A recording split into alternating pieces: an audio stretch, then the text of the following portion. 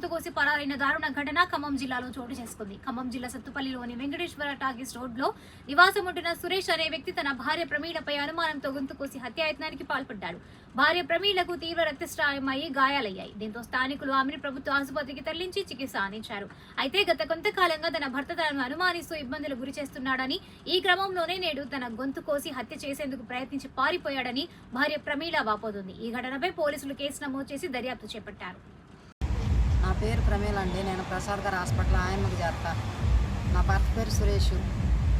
నా మీద అనుమానం వాడికి. ప్రతి చిన్న విషయానికి అనుమానిస్తుంటాడు. అనుమానం రోగం వాడికి.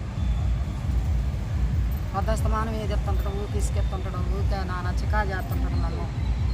అయినా కానీ బరాయితేనే ఉన్నాయి. ఎందుకులే పోని పోని పోని అని స్టేషన్ పోతే మన పరువు పోయిద్దని నోరు మూసుకొని ఊరుకుంటుంటే వాడు సుఖించిపోయి ఎత్తు చేసిండు.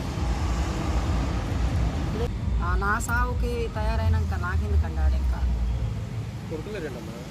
కొడుకుల బిడ్డలో ఎవరు లేరండి. అతను మగ పిల్లలు గుర్తు చచ్చిపోయారు. మాకు ఎవరో లేరు. నేను ఒక్కదాన్ని.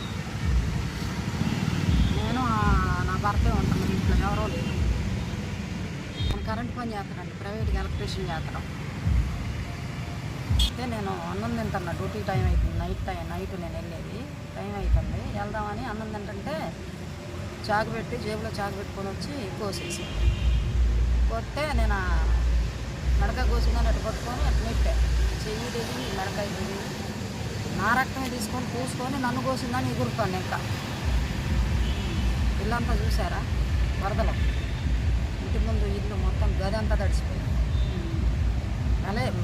నెలకు తిప్పుతాను నన్ను. ఇంకా కోసి ఇంకా తిప్పుకోయాలని తిప్పుతాను. ఇంకా అడ్డం పెట్టినాక కూడా ఆగట్లే. ఏడాకిద్ది అది చాకు మెత్తగా ఉండదు.